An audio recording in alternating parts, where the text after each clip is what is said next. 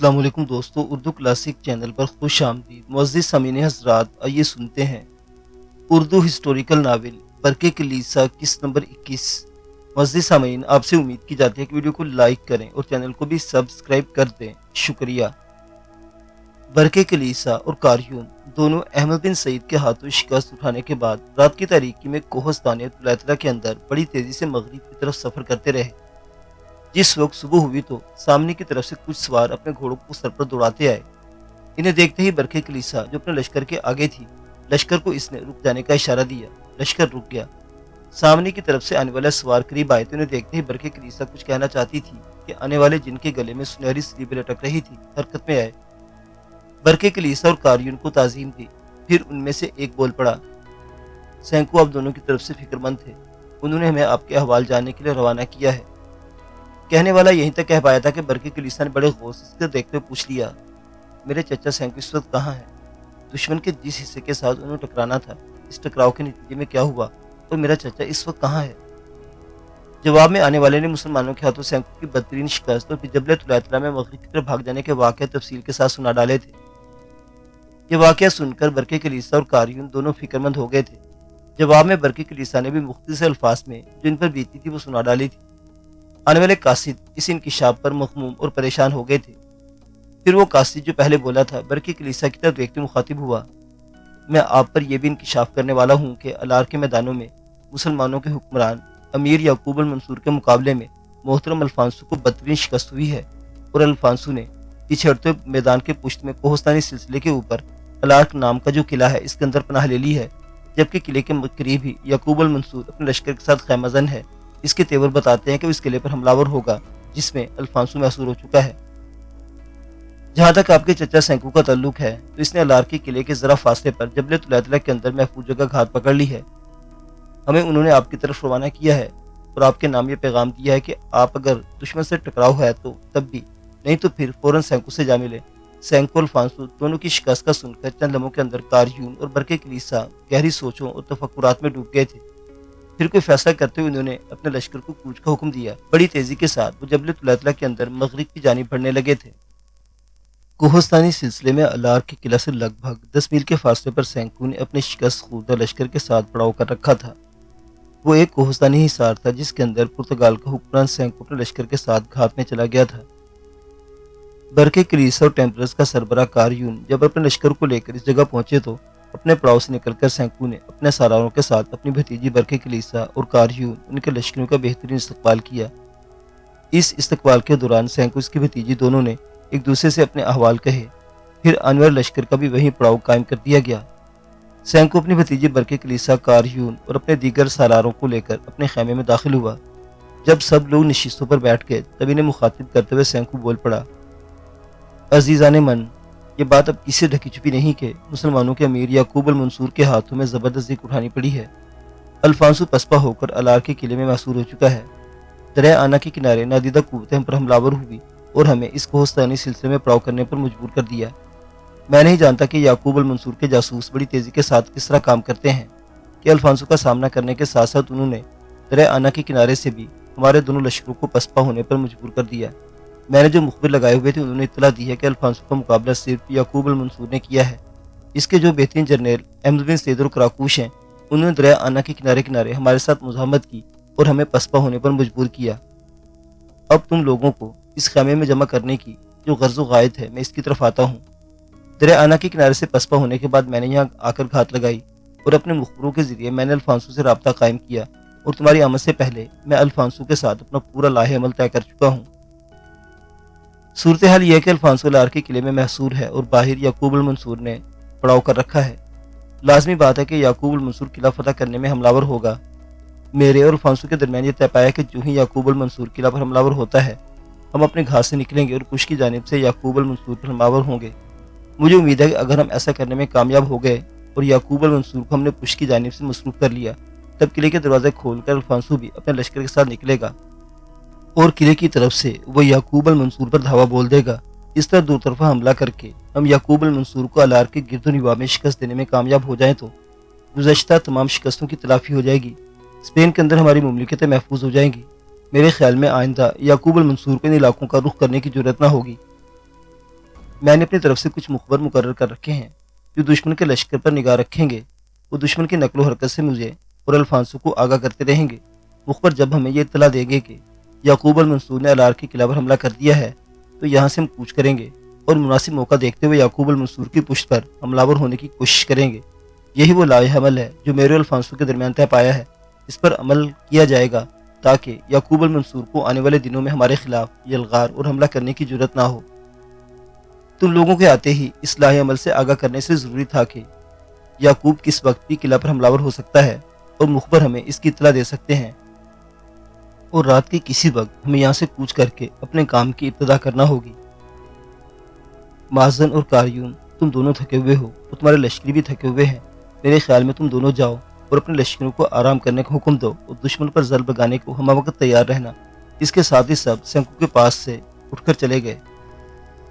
کوہستانی سلسلے کی نگاہ میں امیر یعقوب المنصور اپنے خیمے میں بیٹھا ہوا تھا کہ اس کے بیٹے عبداللہ کے ساتھ ایک مسلح جوان داخل ہوا۔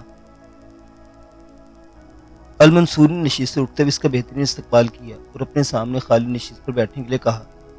آنے والا مسلح جوان وہاں بیٹھ گیا۔ امیر کا بیٹا اور حاجب عبداللہ باپ کے پہلو میں بیٹھے ہوئے تھے۔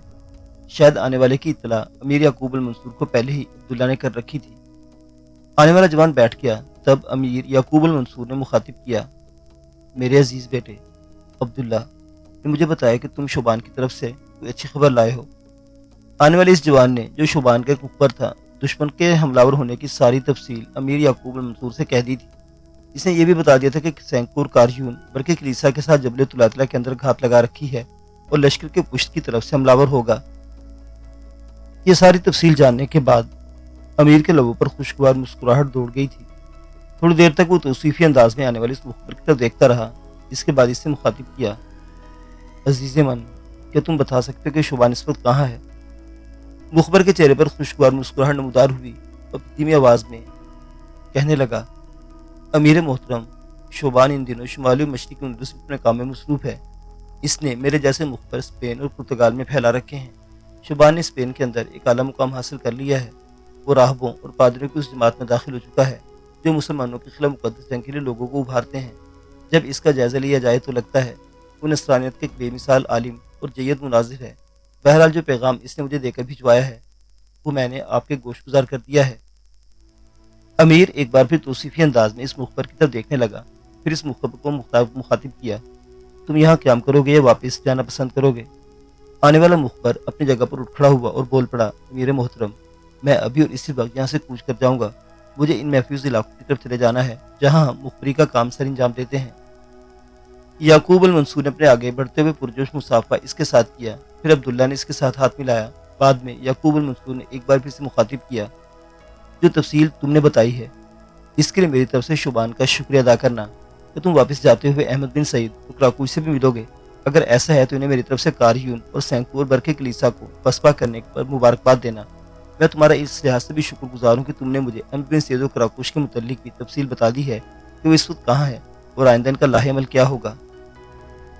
المنصور جب خاموش ہوا تب مخبر نے بڑی عاجزی سے امیر یعقوب المنصور کی طرف دیکھتے ہوئے کہنا شروع کیا، امیر محترم، میں احمد بن سعید اور کراکوش کی طرف نہیں جاؤں گا۔ وہ ایک لمبا کارا ہے، اس طرح میری منزل کھوٹی ہوگی۔ میں سیدھا اپنی منزل کی طرف جانا چاہتا ہوں۔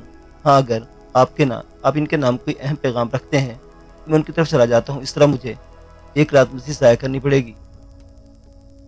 المنصور نے اس کا اشارہ تھپتھپایا، پھر بڑی شفقت سے پیار میں کہا، نہیں میرے بیٹے، تم اپنی منزل کی طرف کوچ کر جاؤ۔ جو تفصیل تم نے بتا دی ہے اس کے لیے میں آئندہ ہونے والی جنگ سے بالکل مطمئن ہوں۔ اب تم جا سکتے ہو۔ اس کے ساتھ ہی آنے والا مخبر مڑا اور خیمے سے نکل گیا۔ مخبر کے جانے کے بعد یعقوب نے اپنے بیٹے کو سارے سالاروں کو خیمے میں جمع کرنے کے لیے کہا۔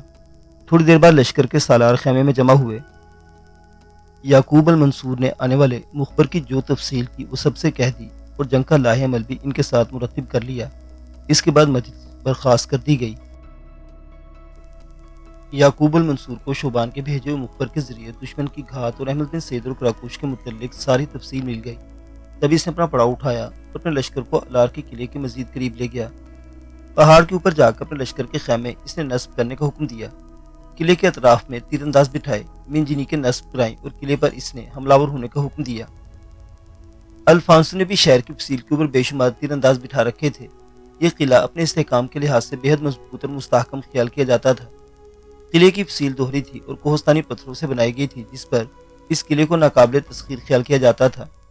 یعقوب المنصور نے جب اپنے لشکر کو قلعہ پر حملہ آور ہونے کا حکم دیا تو فصیل کے اوپر سے الفانسو کے لشکر نے خوفناک تیر اندازی کی، جس سے مسلمان لشکر کا کچھ نقصان بھی ہوا۔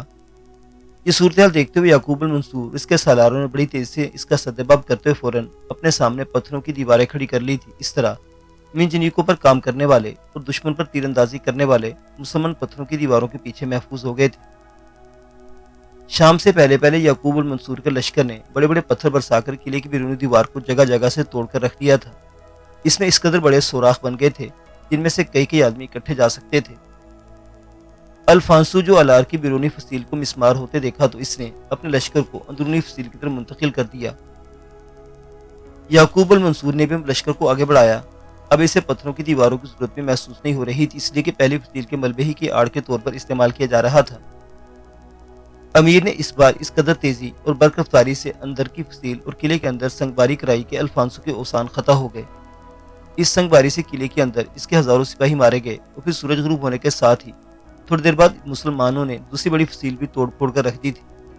الفانسو کے لشکر کے ساتھ قلعے کے اندر ایک بار پھر امیر یعقوب المنصور کے لشکروں کا خوفناک تصادم ہوا۔ اس تصادم کے نتیجے میں الفانسو کے لشکر کو بدترین شکست ہوئی اور الفانسو اپنے محافظ دستوں کے ساتھ قلعے سے بھاگ کر طلایہ شہر کی طرف چلا گیا۔ بقول علامہ عبد الواحد مراکشی، جو اس جنگ کے چشمدید مورخ ہیں، لکھتے ہیں کہ الفانسو کے ساتھ صرف 3 سالار فوج رہ گئے تھے۔ علامہ عبد الواحد مراکشی نے اس جنگ کا نقشہ کھینچتے ہوئے لکھا ہے کہ یہ جنگ واقعی ایک بلا تھی جو الفانسو اور اس کے لشکروں پر نازل ہوئی۔ رات کی آنکھیں گہری نیند سے بیدار ہو چکی تھی، اندھیروں کی فصل آہستہ آہستہ کٹتی جا رہی تھی، دھند زدہ رات اپنے انجام کو پہنچ رہی تھی۔ زندان کسی خاموشی دم توڑنے لگی تھی، پھر فضاؤں کے اندر صبح کے منتظر طیور ٹولیوں کی صورت میں پرواز کرنے لگے تھے۔ چمکتی بلکھاتی ندیاں، برف سے ڈھکی چوٹیاں، بہتے چشمے عیاں ہونے لگے تھے۔ ایسے میں جبل طلعہ کے اندر سے سینکو اور کاریون اور برقے کلیس اپنے لشکر کو حرکت میں لائے اور الارک نام کے قلعے کی طرف بڑھے۔ الفانسو کے مخبر ان تینوں کو اطلاع دے چکے تھے کہ آنے والی صبح کو امیر یعقوب المنصور قلعے پر حملہ آور ہوگا۔ اسی بنا پر کوہستانی سلسلے میں انہوں نے پیش قدمی کی تاکہ قلعے کے قریب پہنچ جائے۔ جس وقت المنصور الارک کے قلعے پر حملہ آور ہو تو تب پشت کی جانب سے بھی حملہ آور ہو کر اپنے کام کو انجام دے دے۔ سینکو، برقے کلیسا اور کاریون اپنے لشکر کے ساتھ جب ان کوہستانی دروں کے قریب آئے جو میدان میں نکلتے تھے، تب ان کی حیرت کی انتہا نہ رہی، اس لیے کہ ان دروں کے اندر احمد بن سید القراقوش قدرت کے قہرمان موسم کی طرح اپنے لشکر کے ساتھ ان کی راہ روکے کھڑے تھے۔ پھر دیکھتے ہی دیکھتے اپنے لشکروں کے ساتھ احمد بن سید القراقوش زوردار انداز میں تکبیریں بلند کرتے ہوئے غضبوں کے ہولوں کی طرح ان پر حملہ آور ہو گئے تھے۔ کاریون، برقے کلیسا اور سینکو نے چونکہ اپنے لشکر کی ترتیب پہلے ہی جنگ کے لیے تیار کر رکھی تھی، وہ بھی جواب میں مر کے اجارہ دار نفرتوں کے سلگتے بگولوں کی طرح احمد بن سید اور کراکوش پر حملہ آور ہو گئے تھے۔ یوں کوہستانی دروں کے اندر ہولناک جنگ کی ابتدا ہو گئی تھی۔ اس جنگ کے نتیجے میں کوہستانی سلسلوں میں غم کی پیوندکاری ہونے لگی تھی۔ ہواؤں میں ذہنوں کو ریزہ ریزہ کر دینے والی صدائیں جوش مارنے لگی تھی، ہر کوئی زخم خوردہ اور قتل گاہوں کا مقروض ہونے لگا تھا۔ خواہشوں کی تپش میں ہر کوئی پچھاڑ دینے والی موت کا شکار ہو رہا تھا۔ ان دروں کے اندر دوپہر کے بعد تک یہ جنگ جاری رہی۔ اس جنگ کے نتیجے میں پہلے سینکو، کاریون، برقے کلیسا کو تھوڑی دیر کے لیے پسپا ہونا پڑا۔ اس کے بعد ایک بار پھر وہ پوری قوت اور طاقت سے دھاوا بولتے ہوئے احمد بن سید اور کراکوش پر حملہ آور ہوئے، لیکن ان دونوں نے اس حملے کو بھی روک دیا تھا۔ پھر انہوں نے بھی جوابی حملہ کیا جسے وہ تینوں روک نہ سکے، جس کے نتیجے میں انہیں بدترین شکست کا سامنا کرنا پڑا۔ کچھ دور تک احمد بن سید اور کراکوش نے اپنے لشکر کے ساتھ ان کا تعاقب کیا، ان کی تعداد کو مزید کم کیا۔ پھر وہ اس جگہ سے آئے جہاں جنگ ہوئی تھی، دشمن کی ہر چیز پر انہوں نے قبضہ کیا اور اسے سمیٹتے ہوئے الار کے قلعے کی طرف روانہ ہوئے۔ ادھر امیر یعقوب المنصور الفانسو کو شکست دے چکا تھا۔ الفانسو شکست کا داغ اٹھا کر طلعہ کی طرف بھاگ گیا تھا۔ امیر کے مخبر اطلاع دے چکے تھے کہ احمد بن سید اور کراکوش نے سینکو، برقے کلیسا اور کاریون کو کوہستانی دروں کے نزدیک بدترین شکست دی ہے۔ لہٰذا جس وقت احمد بن سید اور کراکوش اپنے لشکر کے ساتھ علاق پہنچے تو امیر یعقوب المنصور نے اپنے بیٹے عبداللہ، ہراول کے سالار سلیم بن طریق اور دوسرے سالاروں کے ساتھ دونوں کا بہترین استقبال کیا۔ امیر یعقوب المنصور نے چند روز تک الار کے قلعے میں قیام کیا، قلعے کے انتظامات کو درست کیا۔ اس کے بعد سارے لشکر کو لے کر المنصور اشبیلیہ کی طرف کوچ کر گیا۔ اپنے جاسوسوں کے ذریعے الفانسو، سینکو، کاریون اور برقے کلیسا قلعہ الارک سے دور شمال مشرق میں دریا تاجا کے قریب ایک محفوظ جگہ اکٹھے ہوئے۔ تینوں گروہوں کے ساتھ بچا کچا لشکر تھا۔ اسے دریا تاجا کے کنارے پر ڈالنے کا حکم دیا گیا۔ جب خیمے نصب ہو گئے تو ایک دوسرے سے صلاح مشورہ کرنے کے بعد الفانسو، سینکو، برکے کلیسا اور کاریون کچھ دیگر سالار ایک بڑے خیمے میں جمع ہوئے۔ خیمے میں تھوڑی دیر تک خاموشی رہی۔ اس کے بعد الفانسو نے ان سب کو مخاطب کر کے کہنا شروع کیا، عزیزان من، ہمارے لیے یہ بات انتہائی بدنامی، انتہائی سبکی اور بے عزتی کی ہے کہ بار بار مسلمانوں کے حکمران یعقوب المنصور کے ہاتھوں شکست کا سامنا کرنا پڑا۔ دریا تاجا کے اطراف اپنے بچے کچے لشکر کے ساتھ آتے ہوئے میں نے راستے میں بہت کچھ سوچا، پر سمجھ میں اپنی شکست کی کوئی واضح اور صاف وجہ دکھائی نہیں دیتی۔ کیا تم لوگ بتا سکتے ہو کہ ہمیں یعقوب المنصور کے مقابلے میں شکست کا سامنا کرنا پڑا ہے؟ حالانکہ اس بار اس کے ساتھ لگاتار 3 بڑے محاذ کھلے۔ اس کے باوجود تینوں محاذوں پر ہمیں نہ صرف پسپا ہونا پڑا بلکہ ذلت میں شکست کا سامنا بھی کرنا پڑا۔ تم جانتے ہو کہ ٹیمپلر جنگ کا بہترین تجربہ رکھتے ہیں۔ جنگ کے دوران اگلی صفوں میں دشمن کے خلاف برسرے پیکار ہوتے ہوئے لوگ فخر محسوس کرتے ہیں۔ اس کے باوجود ہمیں دریا آنا کے کنارے شکست کا سامنا کرنا پڑا، حالانکہ میری بھتیجی برکے کلیسا بھی ساتھ تھی۔ 2 قوتیں مجتمع تھی، پھر بھی ہمیں ذکر اٹھانا پڑی۔ دریا تاجا کے دونوں محاذوں پر میرے عزیز سینکو کو بھی پسپا ہونا پڑا۔ خود مجھے میدان جنگ سے بھاگ کر الارک کے قلعہ میں پناہ لینی پڑی۔ اب الارک بھی چھوڑنا پڑا۔ کیا تم سب مجھے بتاؤ گے آخر ہماری ان ساری شکستوں کی اصل وجہ کیا ہے؟ الفانسو کے اس سوال پر خیمے میں کچھ دیر تک خاموشی طاری رہی۔ اس کے بعد ٹیمپلر کے سردار کاریو نے اپنی جگہ پر ایک بے قرار سے پہلو بدلا، پھر الفانسو کی طرف دیکھتے ہوئے کہہ اٹھا، محترم الفانسو، اس میں کوئی شک نہیں کہ ہمیں ایک نہیں کئی بار مسلمانوں کے ہاتھوں شکست کا سامنا کرنا پڑا۔ اس کی کوئی واضح اور صاف وجہ بتائی بھی نہیں جا سکتی، لیکن ہمیں اس کے لیے کوئی مضبوط اور مستحکم لاہ عمل مرتب کرنا چاہیے۔ اس سلسلے میں ایک تجویز کرتا ہوں، اگر وہ قبول ہو تو اس پر عمل کیا جا سکتا ہے۔ میری تجویز یہ ہے کہ آپ اپنے مرکزی شہر تلاتلا اور سینکو اپنے مرکزی شہر چلا جائے، وہاں آپ اپنی جنگی تیاری کو عروج پر پہنچا دیں اور پوری دلجمی سے جنگ کی تیاریاں کریں۔ ساتھ ہی ساتھ سلیب کی حفاظت کے نام پر، مقدس جنگ کے نام پر یورپ کے سارے ممالک سے بھی مدد طلب کی جائے اور ان سے استدعا کی جائے کہ اگر وہ اسپین کو مسلمانوں سے محفوظ رکھنا چاہتے ہیں تو پھر ان کی مدد کریں تاکہ مسلمانوں کو اسپین سے باہر نکال دیا جائے۔ پادریوں اور راہبوں کے گروہ یورپ کی طرف روانہ کیے جائیں اور وہاں سے رضاکاروں کی صورت میں بہترین لشکر حاصل کیے جائیں۔ اگر ہم ایسا کرنے میں کامیاب ہو جائے تو یاد رکھیے گا، مسلمانوں کا حکمران یعقوب المنصور ہمارے سامنے زیادہ دیر نہ ٹھہر سکے گا۔ دوسرا قدم جو میں اٹھانا چاہتا ہوں وہ یہ ہے کہ آپ دونوں تو اپنے مرکزی شہروں میں جنگ کی تیاریوں میں مصروف رہیں، جبکہ جب تک آپ لوگ جنگ کی تیاریوں میں مصروف رہتے ہیں میں 2 مزید اقدام کیے جائیں۔ پہلے یہ کہ اسپین کے اندر جو ٹیمپلر ہیں ان کی زیادہ تعداد فلسطین کی طرف روانہ کر دیا جائے تاکہ وہ وہاں صلیبی جنگوں میں حصہ لے کر ارض مقدس پر قبضہ کرنے میں یورپی ممالک سے گئے ہوئے لشکر کی مدد اور ان کی معاونت کریں۔ اور ایک بار یروشلم پر ہمارا قبضہ ہو گیا تو یاد رکھیں، وہاں جس قدر عساکر جمع ہے ان کا رخ اسپین کی طرف موڑ دیا جائے گا اور اسپین سے پھر مسلمانوں کو نکالنا ہمارے لیے مشکل نہ رہے گا۔ یہ تو پہلا قدم ہے۔ دوسرا قدم ہمیں یہ اٹھانا چاہیے کہ میں اور برکے کلیسا دونوں حرکت میں آئیں گے اور مسلمانوں کے خلاف چھاوا مار جنگ کی ابتدا کریں گے۔ مختلف محاذوں سے کبھی برکے کلیسا، کبھی مغرب سے مسلمانوں کے علاقوں پر حملہ ور ہوں گے۔ ان کے سرحدی علاقوں میں قتل و غارت گری کا کھیل کھیلیں گے، لوٹ مار کریں گے اور اپنے مال و دولت اور دوسرے فوائد حاصل کرنے کی کوشش کریں گے۔ اس سلسلے میں اگر یعقوب المنصور آپ سے باز پرس کریں تو آپ کہہ سکتے ہیں کہ ہم دونوں اپنے مرکزی شہر میں خاموش بیٹھے ہوئے ہیں، یہ کام کوئی سرحدی راہزنوں کا ہے۔ اس طرح آپ یعقوب المنصور کو ٹالتے رہیں، ہم آپ کے لیے مال و مال بھی جمع کرتے رہیں کہ اس طرح کچھ عرصہ نکالا جائے اور جنگ کی تیاری جب عروج پر پہنچ جائیں تو میدان جنگ میں ایک بار پھر یعقوب المنصور کو للکارا جائے۔ کاریون کہتے کہتے خاموش ہو گیا۔ سب لوگ اس کی طرف توجہ اور انہماک سے دیکھ رہے تھے۔ الفانسو بھی کچھ دیر تک بڑی توجہ سے اس کی طرف دیکھتا رہا، پھر الفانسو بول پڑا، کاریون، تمہارا اندازہ، تمہاری تجویز درست ہے۔ میں اور سینکو بھی مرکزی شہروں میں رہیں گے، اس طرح یعقوب المنصور ہم پر شک نہیں کرے گا۔ ہم اس کے علاقوں میں الغار کر رہے ہیں۔ ٹیمپلرز کی بڑی تعداد ارض فلسطین کی طرف روانہ کر دینی چاہیے تاکہ وہ مقدس جنگ میں حصہ لے کر یورپی ممالک کی فتح مندی کا باعث بن سکے۔ اس کا ایک فائدہ یہاں اسپین میں بھی ہوگا۔ یعقوب المنصور کے جاسوس اسے بتا دیں گے کہ ٹیمپلرز فلسطین کی طرف چلے گئے ہیں، لہٰذا وہ یہ گمان کرنے میں حق بجانب ہوگا کہ اس کے سرحدی علاقوں میں جو الغار کی جا رہی ہے وہ ٹیمپلرز کی نہیں۔ اس طرح میرے خیال میں سرحدی ہے حملوں کی وجہ بتاتے ہوئے یعقوب المنصور ہم پر حملہ ور ہونے کی کوشش نہیں کرے گا۔